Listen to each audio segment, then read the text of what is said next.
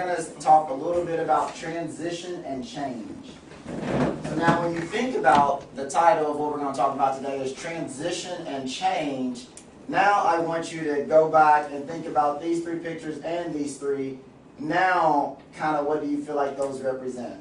When you think about the title, transition and change. Life, okay? Rebirth to a new life. Rebirth to a new life. What else?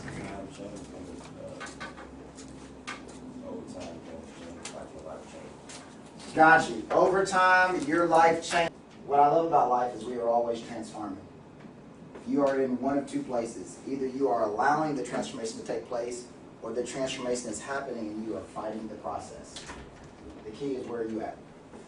Are you fighting the process till you're better? Are you allowing it to take place? So what I want you guys to do now, well, first off, the dash. What did you all think when he said that? Right? There's going to be two dates at some point in your life. There's going to be a dash in between that. That's it.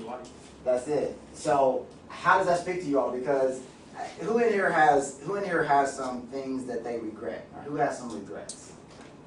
Okay. Everybody just do this for me. Okay, did y'all just breathe?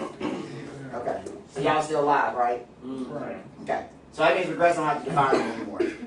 Right? Because if you're alive, that means you're still alive to be able to do something, so that I ain't got to let the regrets continue to be my future. So the whole thing of this point is, how do we allow and not fight the process? Okay, so when we're talking about change, so how do you do that? First thing is preparation. Everybody say preparation. Preparation. So now I'm just going to read the reflection questions. So in that chapter, I talk about just preparing to go off to college. So for me, I was a student athlete. Naturally, football's in that first year, so I had to go up to school a little bit early. And so I had to prepare to leave home. I had to prepare to leave my friends. I was talking about that whole change with the graduation cap. People that I had been in school with for 12 years of my whole life. People that had lived in my neighborhood all my life. People I went to church with all my life. I was leaving all of them behind. I went up to Indianapolis. It's about an hour and a half away from here. So for me, I had to prepare. So here are the questions. And you guys can think about this, and I'll even give you a second to maybe write something down that might pop up in your head as far as what it goes with your dream or your vision. Now that you have taken a step, you need to get ready. Preparation requires action. What do you need to take?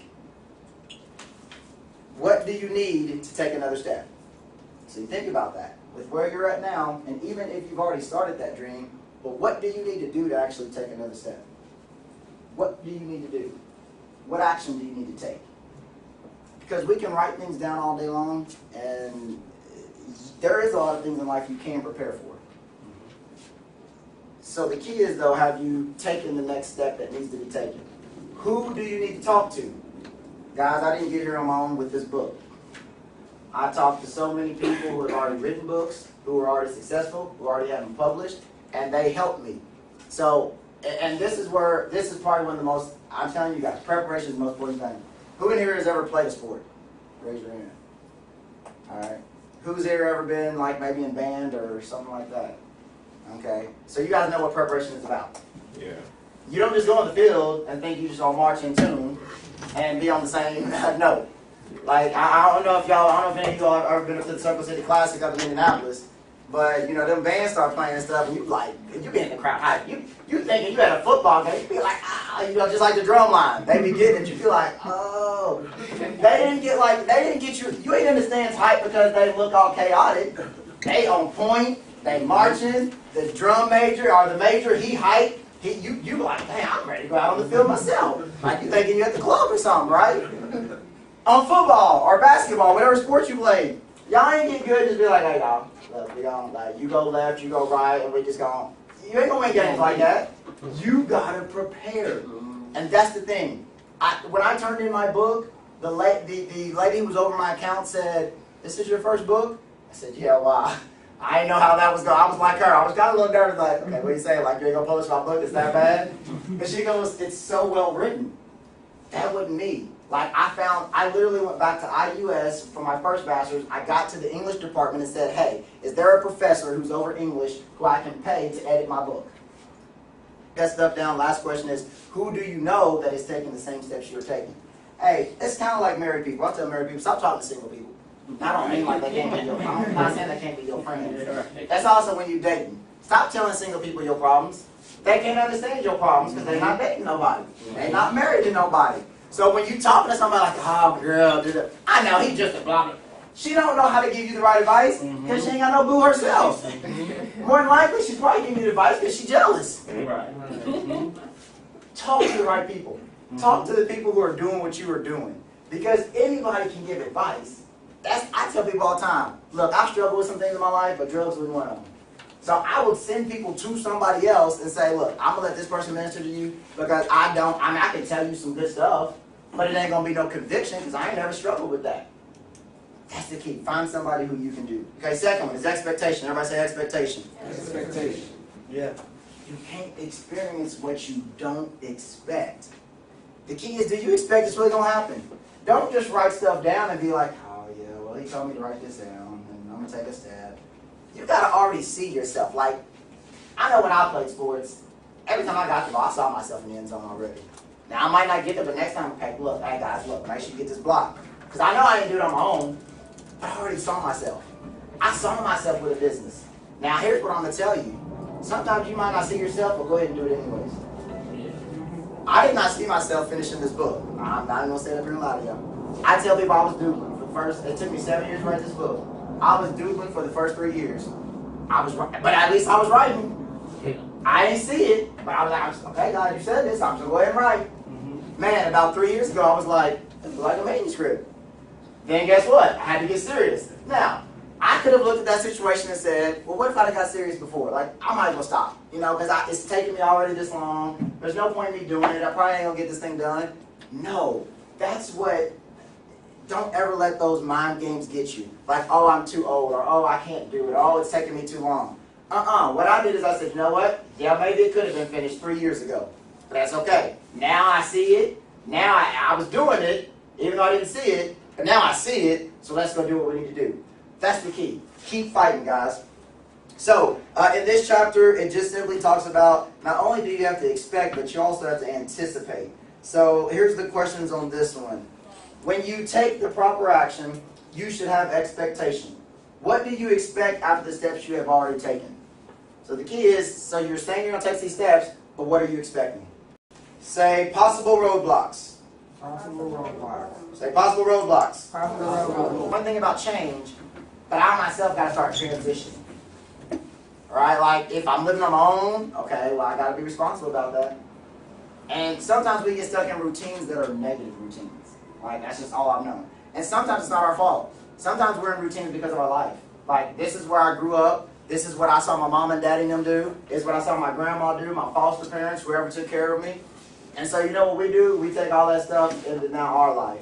Instead of saying, hey man, I gotta change this. Like this can't keep going on.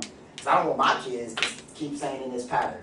And so at some point we gotta say, hey, I'm old enough now. I'm not saying it's not gonna be hard, I'm a counselor.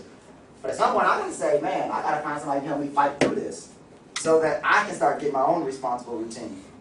So, I'm going to read the actual paragraph this time. In life, we tend to get into routines. But if I were to look at your routine, could you say they are responsible? I could have just as easily named this chapter Temptation. Who knows about that? I won't keep that too long. For those first 2 weeks, school was simple. No class, not many people on campus, and I knew what was coming each day. That all would change soon. Soon there would be around 4,500 students on campus, class with homework and assignments, girls, parties, and more football. I was about to get a taste of what being a college athlete was really about. Guys, if any of you all, whether you're home, you're away, especially if you're, who actually is not from here that goes to school here? Okay, so if you're not from here, it's different. Like you know what to expect back home, but then you come here, and especially if you're actually fresh out of high school into college, there's so many different things. Like you thought there was temptations and the parties were whatever they were in high school. When you get to college, it's a totally different ballgame. And then when you get to a city that's a little bit bigger maybe than where you came from, it's a totally different ballgame. So the key is how do I stay focused on what I need to stay focused on and not get sidetracked by all of the other stuff. So, somebody asked me, when you think about your routine, My question for you all, is it worth it? I, for the first month, I was irresponsible as an athlete. I went to the frat parties, and I wasn't supposed to be. I was supposed to be, I got a game on Saturday, I'm out on Friday night, not good. Eventually, something hit me that said, Justin, is it worth it? Literally, the question just popped up in my spirit. Is it worth it? Is this worth it? Is it worth this little bit of fun for me to be either kicked off the team or suspended, probably suspended, not kicked off, and miss games, and as a freshman, I'm actually playing? What do I tell my parents then? Because my parents only live down halfway, and they come to every game. My parents didn't miss a game. Even when we played in California, they didn't miss a game. So what do I tell my parents when I say, yeah, you can come, but I ain't going to be playing? Consider what I did. So you got to ask yourself, is what you're doing right now worth the goals and dreams you're trying to pursue? I'm going to define this for you guys. Responsible means to be trustworthy or able to choose for oneself between right and wrong. Routine is a regular course or of procedure, a habit. You have to ask yourself, is what I am choosing on a regular or ordinary basis right or wrong? The questions for that one is, do you feel in control of the steps you are taking? Do you feel that you are making responsible choices? Do you have an accountability partner that can help you on your journey?